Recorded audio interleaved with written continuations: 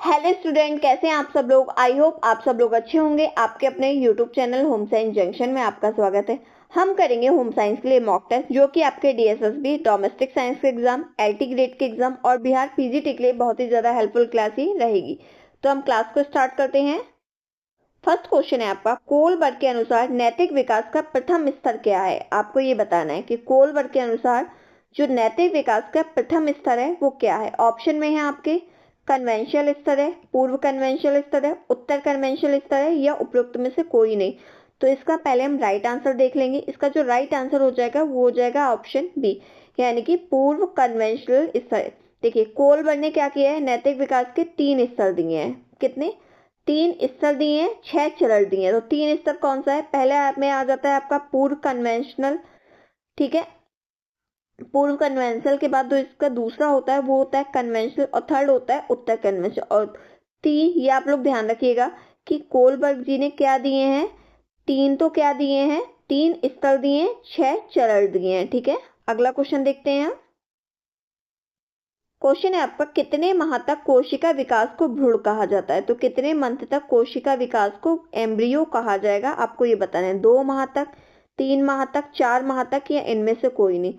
तो जो आपको कोशिका विकास को, किसको, कोशिका विकास को भ्रूण यानी कि एम्ब्रियो कहा जाता है, वो कहा जाता है 2 माह तक। तो ऑप्शन ए क्या हो जाएगा, आपका राइट आंसर हो जाएगा। देखिए, ये जो होता है ना भ्रूणावस्था, भ्रूणावस्था आपके 2 सप्ताह से लेकर 2 माह तक होती है, या इसको हम 2 चंद्रमाह के बाद तक ही चलती है। इस अवस्था में क्या होता है, निरंतर कोश यानी कि सेल का जो विभाजन होता है ना, ये प्रोसेस चलता ही रहता है, ठीक है। अगला क्वेश्चन देखते हैं हम। क्वेश्चन है आपके, शिशु के कपड़े में यह गला आरामदायक होता है। तो शिशु के कपड़े में कौन सा गला ऐसा होता है जो आरामदायक होता है? कार्टर गला, गोल गला, बड़ा गला या चौकोर गला। तो शिशु के कपड़ों में जो गला आरामदायक होता है वो होता है कौन सा? गोल गला। आसानी से पहना लो, आसानी से उतार सको। तो option B is the right answer. और शिशु के जो कपड़ों की जो गले होते हैं ना, वो कैसे होने चाहिए? छोटे नहीं होने चाहिए बल्कि बड़े होने चाहिए, जिससे बच्चों को पहनाने में आसानी हो, ठीक है। अगला क्वेश्चन देखते हैं। क्वेश्चन है आपका, एनोरेसिस व्यवहार में कौन सी समस्या है? नींद में चलना है, अंगूठा चूसना है, चोरी करना है या बिस्तर गीला करना है। तो बात हो रही है एनोरेसिस व्यवहार की। तो जो आपका एनोरेसिस व्यवहार होता है, इसमें समस्या देखी जाती है बिस्तर गीले करने की, ठीक है। तो ऑप्शन डी क्या हो जाएगा, आपका राइट आंसर हो जाएगा। इसमें कौन कौन सी आपके बिस्तर गीला करना, फिर उससे शर्मिंदगी, कम आत्मसम्मान, सामाजिक अलगाव और साथ ही तनाव, चिंता और मूड स्विंग, ये सब चीजें समस्याएं शामिल होती हैं। अगला क्वेश्चन देखते हैं। क्वेश्चन है आपका, वह बालक जो दोनों हाथों का प्रयोग करे वह कहलाता है। तो जो बालक कैसा अपने दोनों हाथों का प्रयोग करता है उसे क्या कहते हैं? दाएं हाथ का, बाएं हाथ का प्रयोग करता है, या एम्ब्रियस्ट उभयस्थ कहेंगे उसे, या बहिमुखी कहेंगे। तो जो बालक अपने दोनों हाथों का प्रयोग करता है उसे क्या कहेंगे हम? उसे कहते हैं एम्बीडेक्स्ट यानी कि उभयस्थ के नाम से जानते हैं। तो ऑप्शन सी क्या हो जाएगा, हमारा राइट आंसर हो जाएगा। अगला क्वेश्चन देखते हैं हम। क्वेश्चन है आपके, मोती पिरोने की आवश्यकता होती है। तो मोती पिरोने की आवश्यकता कैसे होती है? समस्त पेशीय कुशलता की होती है, छोटी पेशी कुशलता की आवश्यकता होती है, या नेत्र समन्वय की होती है, या नेत्र हस्त समन्वय की होती है। तो बात हो रही है मोती पिरोने की। तो जो आपके मोती पिरोने की आवश्यकता होती है ना, वो नेत्र हस्त समन्वय की आवश्यकता मानी जाती है। तो ऑप्शन डी क्या हो जाएगा, आपका राइट आंसर हो जाएगा, ठीक है। देखिए, सभी जो ग्रुप के बच्चे होते हैं ना, सभी बालक कब तक? 2.5 वर्ष में। कब तक? 2.5 वर्ष में, यानी कि 2.5 साल की आयु में बच्चे छोटे तथा बड़े मोती पिरोने का अपना कार्य आसानी से कर सकते हैं।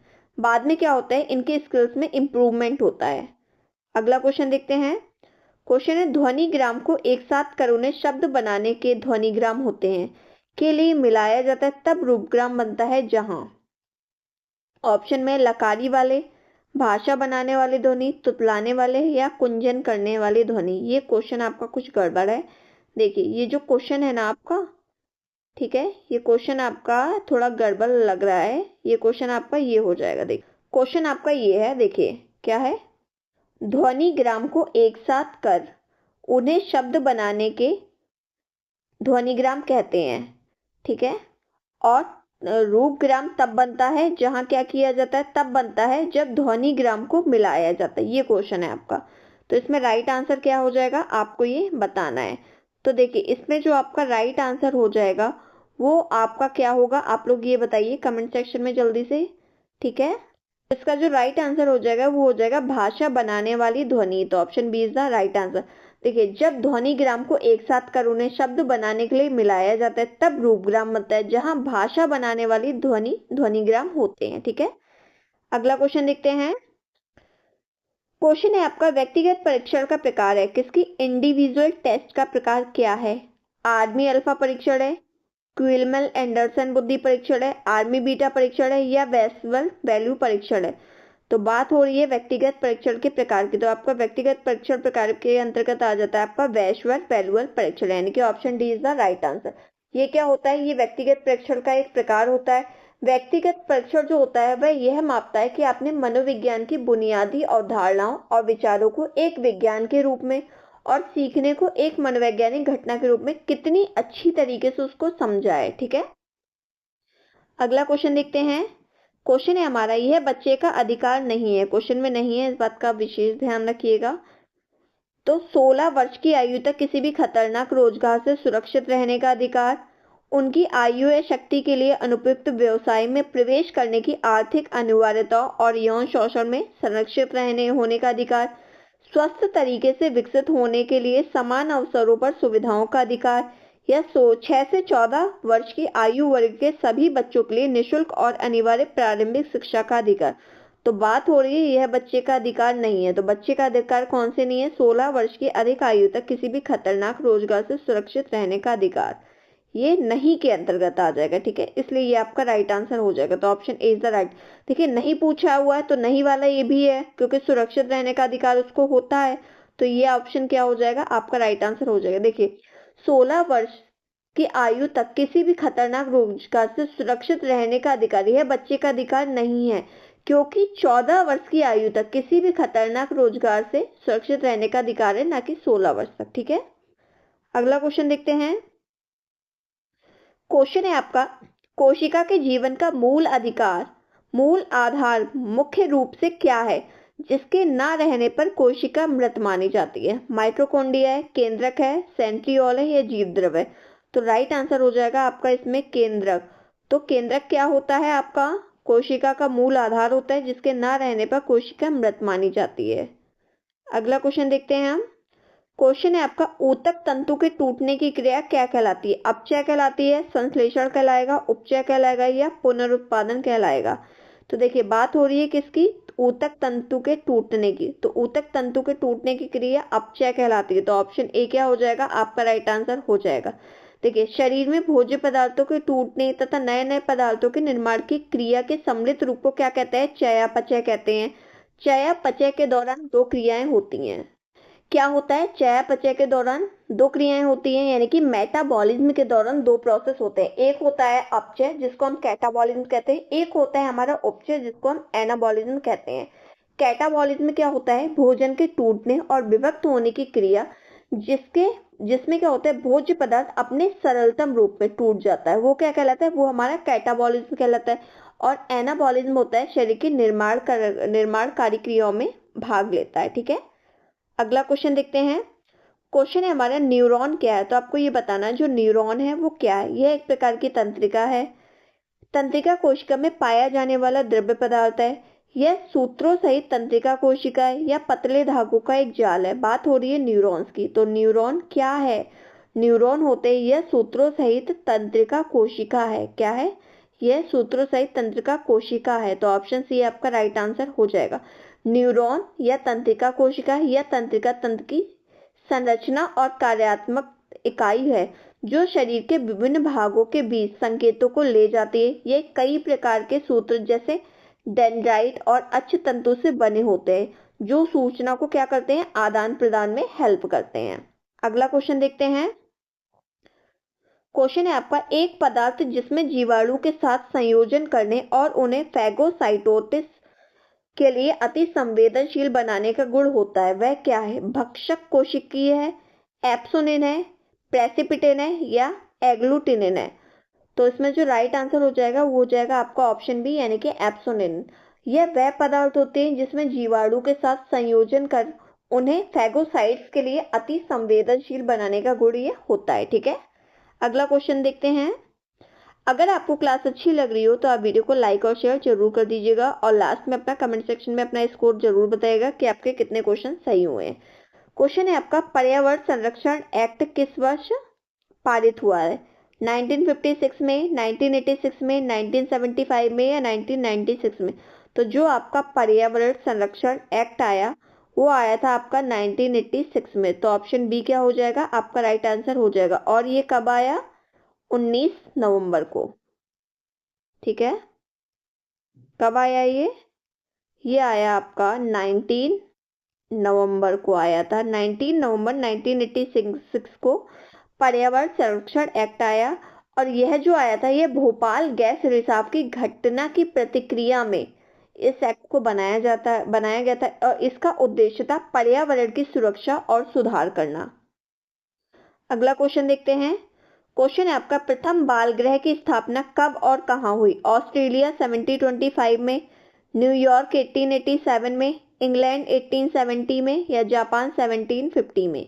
ठीक है, तो जो प्रथम बाल गृह की स्थापना हुई थी वो हुई थी आपकी न्यूयॉर्क 1887 में। तो option B is the right answer. अगला क्वेश्चन देखते हैं। अगला क्वेश्चन है हमारा, डैश घटनाएं हैं जहां एक घटना के घटित होने वाली दूसरी घटना की संभाव्यता पर कोई प्रभाव नहीं पड़ेगा। समकालिक है, स्वतंत्र है, सर्वांगीण है या आश्रित? तो इसमें जो राइट आंसर है वो हो जाएगा आपका स्वतंत्र। तो ऑप्शन बी क्या हो जाएगा? आपका राइट आंसर हो जाएगा। स्वतंत्र घटनाएं वो होती हैं जब एक घटना के घटित होने का दूसरी घटना पर कोई प्रभाव नहीं होता है, यानी कि कोई प्रभाव पड़ता ही नहीं है। ठीक है, अगला क्वेश्चन देखते हैं हम। क्वेश्चन है आपका, फीको प्रणाली का उपयोग इनमें से किस में किया जाता है? किस में बात हो रही है? फीको प्रणाली की बात हो रही है, किसका उपयोग किस में किया जाएगा? भोजन कक्ष में, खरीद में, भंडार में या व्यंजन सूची नियोजन में? तो बात हो रही है आपकी फीको प्रणाली का। तो फीको प्रणाली का उपयोग किया जाता है भंडार के लिए। तो option C is the right answer. ठीक है, अगला क्वेश्चन देखते हैं हम। क्वेश्चन है आपका, जैसा कि सुप्रीम कोर्ट द्वारा निर्देशित है, प्राथमिक स्कूल में दिया जाने वाला मिड डे मील ऐसा होना चाहिए, कैसा होना चाहिए आपको ये बताना है। पौष्टिक रूप से तैयार किया गया भोजन होना चाहिए, खाने के लिए तैयार भोजन होना चाहिए, फिंगर फूड होना चाहिए या गर्म पका हुआ भोजन होना चाहिए? तो इसमें जो राइट आंसर हो जाएगा वो हो जाएगा आपका ऑप्शन है, यानी कि प्राथमिक रूप में तैयार किए जाने वाला मिड डे भोजन आपका पौष्टिक रूप से तैयार किया गया भोजन होना चाहिए। तो option A is the right answer. अगला क्वेश्चन देखते हैं हम। क्वेश्चन है आपका, भारतवर्ष में 1920 यानी कि 1920 में प्रथम मॉन्टेसरी स्कूल का आरंभ किया था। किसने किया था आपको ये बताना है। गिजूबाई ने किया था, ताराबाई ने किया था, रणजीत भाई ने किया था या इनमें से कोई नहीं? देखिए, एक क्वेश्चन तो आपका ये क्लियर हो गया कि प्रथम मॉन्टेसरी स्कूल का आरंभ 1920 में किया था। और ये किसने किया था? तो ये किया था आपका ताराबाई ने। तो option B is the right answer. ठीक है, अगला क्वेश्चन देखते हैं हम। अगला क्वेश्चन है हमारा, वह कौन सा नेता है जो यह मानता है कि यदि कार्यकर्ताओं को अकेला छोड़ दिया जाए तो कार्य जल्दी पूरा हो जाएगा? हस्तक्षेपी नेता होगा, अनौपचारिक नेता होगा, औपचारिक नेता होगा या प्रजातांत्रिक नेता होगा? तो ऐसा नेता जो यह सोचे कि यदि कार्यकर्ताओं को अकेला छोड़ दिया जाए तो कार्य जल्दी पूरा हो जाएगा, ऐसा नेता अहस्तक्षेपी नेता कहलाता है। तो ऑप्शन ए क्या हो जाएगा? आपका आंसर हो जाएगा, यह नेता अपने कार्यकर्ताओं पर भरोसा करता है कि वे अपने काम को बिना ज्यादा हस्तक्षेप के पूरा कर सकते हैं, इसलिए वे उन्हें अपनी रचनात्मकता और अनुभव का उपयोग करने देते हैं। ठीक है, अगला क्वेश्चन देखते हैं हम। क्वेश्चन है आपका, भारत सरकार द्वारा जवाहर रोजगार योजना की आरंभ कब किया गया? किसका? जवाहर रोजगार योजना, इसको हम ऐसे भी लिख सकते हैं, जवाहर रोजगार योजना, JRY का आरंभ कब किया गया? 1989 में किया गया, 1972 में किया, 1975 में किया या 1979 में किया? तो जो आपकी जवाहर रोजगार योजना है ना, इसकी शुरुआत की गई थी आपके कब? 1989 में। तो ऑप्शन ए क्या हो गया? आपका राइट आंसर हो गया। और ये जो शुरुआत की थी राजीव गांधी की सरकार थी जब इसका शुरुआत किया गया था। ठीक है, अगला क्वेश्चन देखते हैं हम। क्वेश्चन है आपका, किसी परीक्षण में प्रश्नों की संख्या बढ़ा देने से क्या होता है? वैधता बढ़ जाती है, विश्वसनीयता घट जाती है, वैधता घट जाती है या विश्वसनीयता बढ़ जाती है? तो अगर किसी परीक्षण में हम प्रश्नों की संख्या को क्या कर देंगे, इंक्रीज यानी कि बढ़ा देंगे, तो विश्वसनीयता बढ़ जाएगी। तो ऑप्शन डी का क्या हो जाएगा, आपका राइट आंसर हो जाएगा। विश्वसनीयता जो होती है उस पैमाने को दर्शाती है जिस पैमाने पर लगातार परिणाम उत्पन्न होते हैं। जब दोहरा माप किए जाते हैं, एक मान्य साधन हमेशा क्या होता है, विश्वसनीय होता है। अगला क्वेश्चन देखते हैं। क्वेश्चन है आपका, शोध कार्य का प्रथम चरण है, तो आपको ये बताना है शोध कार्य यानी कि रिसर्च का प्रथम चरण क्या है? परिकल्पना का निर्धारण है, निर्देश का चुनाव है, आंकड़ों का विश्लेषण है या शोध समस्या का चयन है? तो बात हो रही है शोध कार्य की। तो जो शोध कार्य का प्रथम चरण होता है ना, वो होता है क्या, वो क्या होता है आपका, शोध समस्या का चयन करना। तो option D is the right answer. ठीक है, अगला क्वेश्चन देखते हैं हम।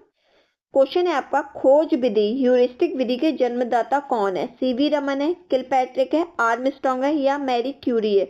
तो जो आपके खोज विधि यानी कि ह्यूरिस्टिक विधि के जन्मदाता है ना, वो आपके आर्मस्ट्रांग है। तो ऑप्शन सी क्या हो गया, आपका राइट आंसर हो गया। ठीक है, अगर आपको क्लास अच्छी लगी हो तो आप वीडियो को लाइक और शेयर जरूर कर दीजिएगा। और ये क्वेश्चन आपके बहुत इंपॉर्टेंट क्वेश्चन है क्योंकि ये सारे PYQ हैं। आपके एग्जाम का पैटर्न दिन ब दिन चेंज होता जा रहा है, क्वेश्चन हाई लेवल के पूछे जा रहे हैं, उसी तरह आपका ये मॉक टेस्ट रेडी किया गया है जिससे आपके अच्छे तरीकों से प्रैक्टिस हो सके। ठीक है, अगला क्वेश्चन है हमारा, किलपैट्रिक द्वारा दी गई शिक्षण विधि है, ऐतिहासिक विधि है, प्रदर्शन विधि है, योजना विधि है या प्रयोग विधि है?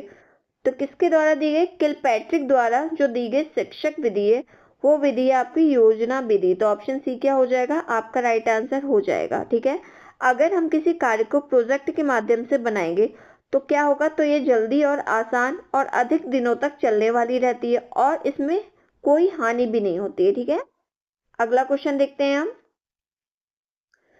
क्वेश्चन है, नहाने का सबसे अच्छा साबुन वही होता है जिसमें क्षार की मात्रा का अधिक प्रयोग किया जाता हो या क्षार की मात्रा का कम प्रयोग किया गया हो या जिसमें क्षार की मात्रा का प्रयोग बिल्कुल भी ना किया गया हो या उपयुक्त सभी गलत है? तो देखिए, नहाने का सबसे अच्छा साबुन वही माना जाता है जिसमें क्षार की मात्रा का क्या, कम प्रयोग किया जाता है। तो ऑप्शन बी क्या है, आपका राइट आंसर हो जाएगा। ठीक है, अगला क्वेश्चन देखते हैं। क्वेश्चन है आपका, ड्रॉ सीट का अर्थ है, तो ड्रॉ सीट का क्या अर्थ है आपको ये बताना है। रबड़ की चादर है, बिस्तर पर बिछाई जाने वाली चादर है या रबड़ या मोम जाने के ऊपर बिछाई जाने वाली चादर है या उपयुक्त में से कोई नहीं? तो बात हो रही है ड्रॉ सीट की। तो ड्रॉ सीट का आपका अर्थ होता है क्या, रबड़ या मोम जाने के ऊपर बिछाई जाने वाली चादर। तो ऑप्शन सी क्या हो जाता है, राइट आंसर आपका हो जाएगा। यह एक छोटी चादर होती है जिसे क्या करते हैं, जिसे गद्दे की निचली शीट के बीच में और व्यक्ति की ऊपरी हिस्सों के बीच में क्षेत्र को ढकने के लिए रखा जाता है। इसका उपयोग कब करते हैं, इसका उपयोग अक्सर हम चिकित्सा क्षेत्र में करते हैं, मरीजों को ले जाने के दौरान, साफ सफाई बिस्तर के दौरान। ठीक है, अगला क्वेश्चन देखते हैं हम। क्वेश्चन है, कोशिका का सबसे महत्वपूर्ण भाग कौन सा होता है? केंद्रक होता है, कोशिका द्रव होता है, कोशिका भित्ति होता है या जीव द्रव होता है? तो जो कोशिका का इंपॉर्टेंट पार्ट होता है ना, वो होता है केंद्रक। अगर केंद्रक ना हो तो आपकी कोशिका मृत मानी जाती है। तो ऑप्शन ए क्या हो जाएगा, आपका राइट आंसर हो जाएगा। ठीक है, अगला क्वेश्चन देखते हैं। क्वेश्चन है आपका, राज्य कृषि विश्वविद्यालय संचालित होते हैं, राज्य कृषि विश्वविद्यालय, ये आपका रिपीट हो, मतलब 2 बार लाइन लिख गई है।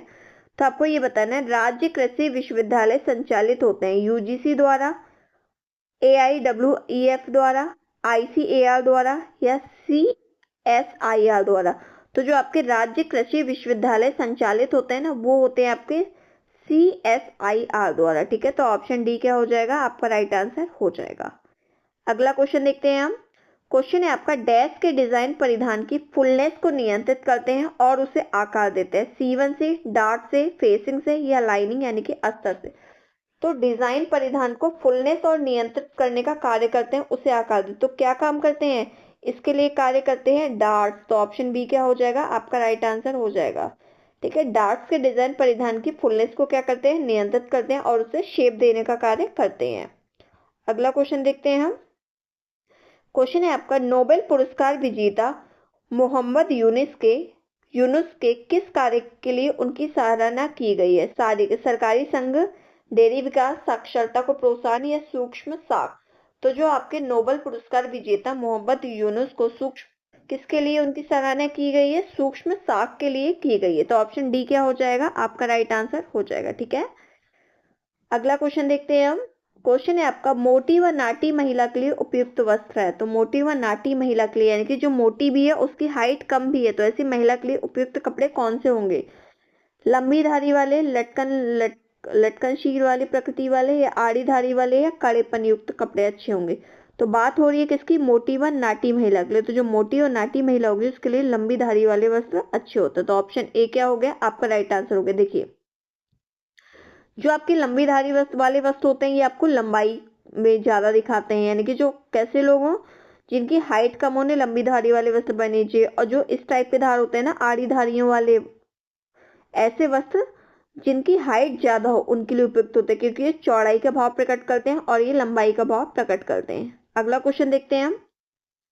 क्वेश्चन है आपका, इस विशेष कैलेंडरिंग विधि द्वारा वस्त्र में उभरी हुई सतह नहीं बनती है। तो किसके द्वारा उभरी हुई सतह नहीं बनती है आपको ये बताना है। ग्रेनिंग गिनिंग गिनिंग कहलाती है ये, क्रिक्सन यानी कि रगड़ू कैलेंडरिंग कहलाती है, फ्लैकिंग कहलाती है, या नैपिंग कहलाती है? तो कैलेंडरिंग विधि द्वारा वस्त्र में उभरी हुई सतह किसके द्वारा नहीं बनती है? तो क्रिंसिंग कहलाती है। क्या कहलाती है? क्रिंसिंग कैलेंडरिंग ये कहलाती है।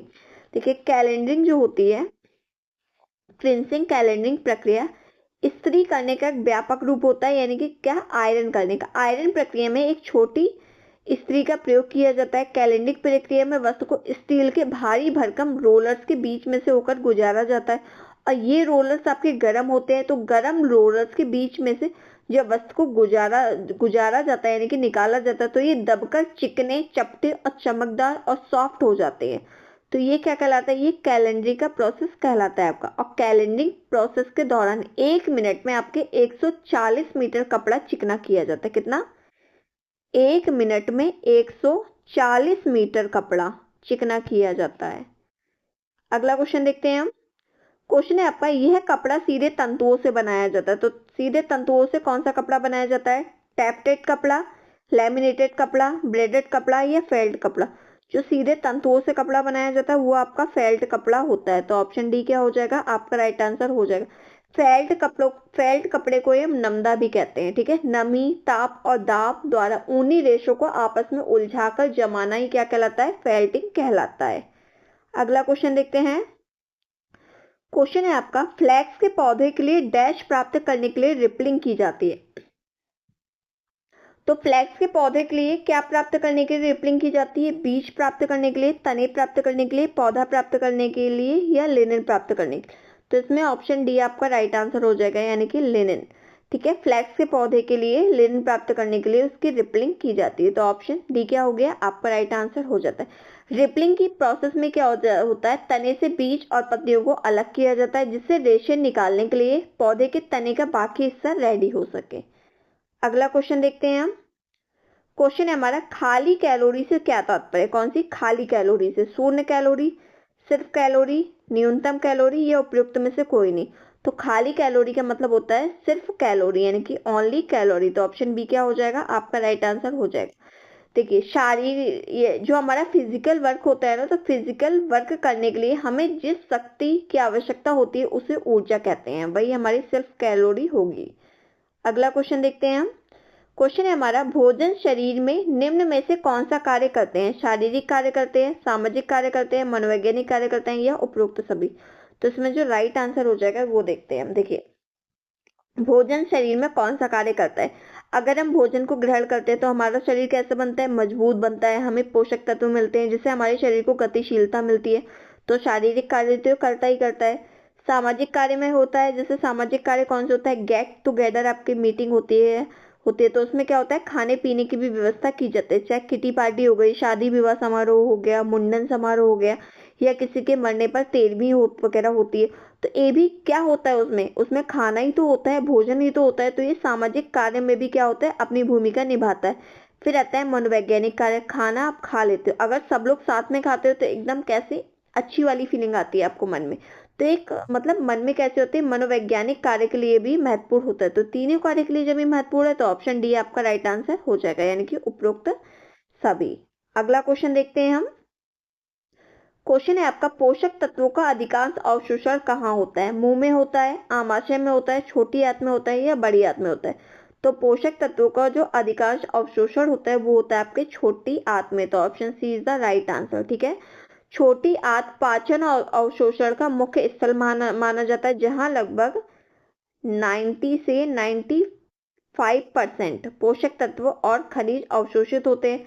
छोटी आंत वह भाग होता है जो भोजन के पाचन को पूरा करता है और पोषक तत्वों को रक्त प्रवाह में क्या करता है? अवशोषित करता है। इसमें माइक्रोविली जैसे विशेष संरचनाएं होती है जो अवशोषण के लिए सतह क्षेत्र को क्या करती हैं? इंक्रीज करती हैं। ठीक है, अगला क्वेश्चन देखते हैं। क्वेश्चन है आपका, निम्न में सामान्यतः कौन सा संतुलित आहार के लिए आवश्यक नहीं है? तो कौन सा संतुलित आहार के लिए आवश्यक नहीं है? फलवा सब्जी ये तो आवश्यक होता है, सैलेड भी आवश्यक होता है, दालें भी आवश्यक होता है, चाय नहीं होता है। तो यही ऑप्शन हमारा राइट आंसर हो जाएगा, क्योंकि हमसे क्वेश्चन में नहीं पूछा हुआ था।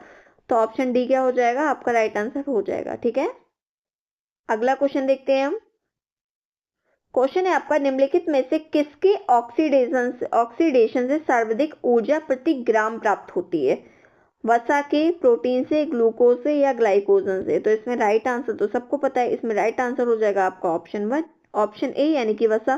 तो 1 ग्राम वसा से हमको कितनी एनर्जी मिलती है? 9 kcal एनर्जी प्राप्त होती है। और 1 ग्राम कार्बोहाइड्रेट से हमें 4 kcal एनर्जी मिलती है। 1 ग्राम प्रोटीन से भी हमको 4 kcal एनर्जी मिलती है। तो किसके ऑक्सीडेशन से सर्वाधिक ऊर्जा प्राप्त हो रही है हमको? वसा के। ठीक है, अगला क्वेश्चन देखते हैं हम। क्वेश्चन है हमारा, फिनोडर्मा बीमारी किसकी कमी से होता है? विटामिन डी की कमी से, विटामिन के की कमी से, विटामिन ए प्रोटीन की कमी से या विटामिन ए तथा आवश्यक वसीय अम्लों की कमी से? तो जो फिनोडर्मा नामक बीमारी होती है ये आपका विटामिन ए तथा आवश्यक वसीय अम्लों की कमी से होती है। तो ऑप्शन ए क्या हो जाए? ऑप्शन डी क्या हो गया? आपका राइट आंसर हो गया। फिनोडर्मा को हम हाइपरकिटोसिस के नाम से भी जानते हैं। यह एक स्किन डिसीज यानी कि चर्म रोग होता है, जिसमें क्या होता है, त्वचा की जो ऊपरी लेयर होता है ना उसमें केराटिन के जमा होने से मोटी हो जाती है, उसमें रैशेस पड़ जाते हैं और त्वचा छिल जाने जैसी अनुभूति होती है। छोटे छोटे दाने होते हैं, अगर उसमें खुजली करते हैं तो उसमें व्हाइट कलर का पाउडर सा निकलता है। इसी को हम हाइपरकिटोसिस, हाइपरकेरोटिसिस या फिनोडर्मा के नाम से इसको जानते हैं। अगला क्वेश्चन देखते हैं हम। क्वेश्चन है हमारा, विटामिन ए की कमी से निम्नलिखित में से कौन सा रोग नहीं होता है? तो विटामिन ए से रात्रि अंधता, केराटोमेलेशिया, आंख आना या किटोसिस? तो विटामिन ए की कमी से आपका आंखों से संबंधित रोग होती है। तो विटामिन ए की कमी से रात्रि अंधता भी होता है, केराटोमेलेशिया भी होता है, आंख आना भी होता है। क्या नहीं होता है? तो किटोसिस नहीं होता। तो ऑप्शन डी क्या हो जाएगा? आपका राइट आंसर हो जाएगा। जो किटोसिस होता है, किटोसिस आपके एक ऐसी सिचुएशन होती है जिसमें बड़ी मात्रा में कीटोन क्या होते हैं? कीटोन बॉडीज यकृत यानी कि लीवर में क्या होते हैं? रक्त में प्रसार यानी कि रक्त में मिल जाते हैं। और कीटोन बॉडी का निर्माण तब होता है जब बड़ी मात्रा में वसा एसिटाइल को किसमें? एसिटाइल को एंजाइम में ऑक्सीकृत कर देते हैं। ठीक है, अगला क्वेश्चन देखते हैं। क्वेश्चन है आपका, प्याज काटते समय हमें इस कारण रोना आता है। तो प्याज काटते समय किस कारण रोना आता है? सल्फर यौगिक से, एंजाइम की क्रिया से, वाष्पशील सल्फ्यूरिक के उत्पन्न से या सभी से? तो इसका राइट आंसर हो जाएगा सभी से। तो प्याज काटते समय हमें सभी से क्या आता है? रोना आता है। सल्फर यौगिक से भी, एंजाइम की क्रिया से भी, वाष्पशील सल्फर युक्त उत्पन्न से भी। देखिए, यह सल्फर यौगिकों और एंजाइम की क्रिया दोनों के कारण होता है। प्याज काटते समय क्या होती है? कोशिकाएं जो होती हैं वो टूट जाती है और एंजाइम सल्फर यौगिकों के साथ मिलकर एक वाष्पशील गैस का निर्माण करते हैं। ये गैस हवा में फैलकर आंखों में पहुंचती है और ये आंखों में जलन पैदा करती है और इसी जलन के कारण हमारी आंखों से आंसू बहने लगते हैं। अगला क्वेश्चन देखते हैं। क्वेश्चन है, फलों और सब्जियों में सर्वाधिक विटामिन सी समृद्ध मिश्रण किसमें मिलता है? सेब और बैगन में, गोभी और संतरा में, नींबू और फूल गोभी में या पपीता और आलू में? तो जो आपका विटामिन सी का समृद्ध स्रोत फलों और सब्जियों में सर्वाधिक देखने को मिलता है वो होता है गोभी और संतरा में। तो ऑप्शन बी क्या हो जाएगा? आपका राइट आंसर हो जाएगा। ठीक है, अगला क्वेश्चन देखते हैं। क्वेश्चन है हमारा, दूध को पाश्चुकरण किया जाता है। तो दूध को किस लिए पाश्चुकरण किया जाता है? सूक्ष्म जीवाणु को मारने तथा दूध को लंबे समय तक संरक्षित करने के लिए, क्रीम निकालने के लिए, खमीर उत्पन्न करने के लिए, खमीर खत्म करने के लिए या विटामिन बढ़ाने के लिए। तो जो आपका दूध का जो पाचीकरण किया जाता है वो किया जाता है सूक्ष्म जीवाणुओं को मारने तथा दूध को लंबे समय तक प्रिजर्व यानी कि संरक्षित करने के लिए। अगला क्वेश्चन देखते हैं। क्वेश्चन है हमारा, पानी में डालने पर ताजा अंडा क्या होगा? नीचे बैठ जाता है, तैरने लगेगा, ए और बी दोनों या उपयुक्त में से कोई नहीं। देखिए जो आपका ताजा अंडा होता है ना, अगर हम उसको पानी में डालेंगे तो नीचे बैठ जाएगा। तो option A is the right answer. इस तरीके से आप पता कर सकते हो क्या जो आप अंडा लेकर आए वो आपका ताजा है या बासी। अगर ताजा अंडा होगा तो नीचे बैठ जाएगा पानी में, अगर बासी अंडा होगा तो तैरने लगेगा। अगला क्वेश्चन देखते हैं हम। क्वेश्चन है आपका, निम्न में से मेटानिल की मिलावट किस भोज्य पदार्थ में की जाती है? आटा में, बेसन में, सूजी में या दलिया में? तो जो बात हो रही है आपकी मेटालिन, तो मेटालिन की मिलावट आपकी की जाती है बेसन में। किसमें? बेसन में की जाती है। तो ऑप्शन बी क्या हो जाएगा? आपका राइट आंसर हो जाएगा। देखिए मेटालिन येलो जो होता है ना, ये एजो क्लास का एक डाई होता है, ठीक है। इसका उपयोग पीएच संकेतक के रूप में किया जाता है। अगला क्वेश्चन देखते हैं हम। क्वेश्चन है आपका, मिर्ची पाउडर में पाया जाने वाला मिलावटी तत्व कौन सा है? चिकोरी होती है, चौक या खड़िया पाउडर होता है, इमली पाउडर होता है या ईंट का पाउडर होता है? देखिए जो चिकोरी होते हैं ना, इसको हम कॉफी के मिलावट में करते हैं। किसमें? कॉफी में मिलावट के लिए करते हैं। किसमें? कॉफी में। चौक या खड़िया पाउडर का यूज हम चीनी की मिलावट के लिए भी कर देते हैं। और आपकी ईंट का पाउडर का प्रयोग हम करते हैं मिर्ची पाउडर के लिए। तो ऑप्शन डी क्या हो जाएगा? हमारा राइट आंसर हो जाएगा, ठीक है। अगला क्वेश्चन देखते हैं। क्वेश्चन है आपका, भोजन में उपयोग होने वाला इमल्सीफायर क्या है? सॉर्बिटाल है, एस्पर्टेन है, लेसिथिन है या सैक्रिन है? तो भोजन में उपयोग होने वाला जो इमल्सीफायर है वो आपका क्या है? लेसिथिन है। तो ऑप्शन सी क्या हो जाएगा? आपका राइट आंसर हो जाएगा। यह भोज्य पदार्थ को आकार को स्थिर रखने के काम में आता है। जैसे आपका क्या होता है, ये आपकी जो भोज्य पदार्थ होता है ना, उसकी जो शेप होती है ना, उसको स्टेबिलिटी देने का कार्य यही करता है लेसिथिन। जैसे आपका वो होता है ना, जो व्हाइट कलर की क्रीम आती है वो एकदम स्टेबल होती है, ठीक है। तो वो भी क्या होता है आपका, उसमें भी लेसिथिन का यूज किया जाता है। अगला क्वेश्चन देखते हैं हम। क्वेश्चन है आपका, चुकंदर में रंग द्रव्य पाया जाता है। तो चुकंदर में कौन सा रंग द्रव्य पाया जाता है आपको ये बताना है। लाइकोपेन, बीटा कैरोटीन, विटेलिन या एंथोसाइनिन? तो चुकंदर में रंग द्रव्य जो पाया जाता है वो होता है आपका एंथोसाइनिन। तो ऑप्शन डी क्या हो गया? आपका राइट आंसर हो गया। इस पदार्थ का रंग कैसा होता है? जामुनी होता है, लाल होता है। ये अक्सर आपको जामुन में, चुकंदर में, काली गाजर में देखने के लिए मिलता है। इसका जो ताप पर प्रभाव होगा, इस पर जो टेम्परेचर यानी कि ताप यानी कि हीट का प्रभाव होता है, इस पर कोई प्रभाव नहीं पड़ता है। पर क्षारीय माध्यम में इसे पकाने पर इनका रंग नीला हो जाता है और अम्लीय माध्यम में पकाने पर इनका रंग हल्का लाल हो जाता है, ठीक है। क्लियर है आपको ये? तो आज की क्लास हमारी यही एंड होती है। आप लोग कमेंट सेक्शन में बताइए कि आपके 50 में से कितने क्वेश्चन आपके सही हुए हैं, ठीक है। और अगर आपको क्लास अच्छी लगी हो तो आप वीडियो को लाइक और शेयर जरूर कर दीजिएगा और चैनल को जरूर सब्सक्राइब कर दीजिए, जिससे आपको टाइम टू टाइम क्या हो, क्लास की नोटिफिकेशन मिलती रहे। Thank you so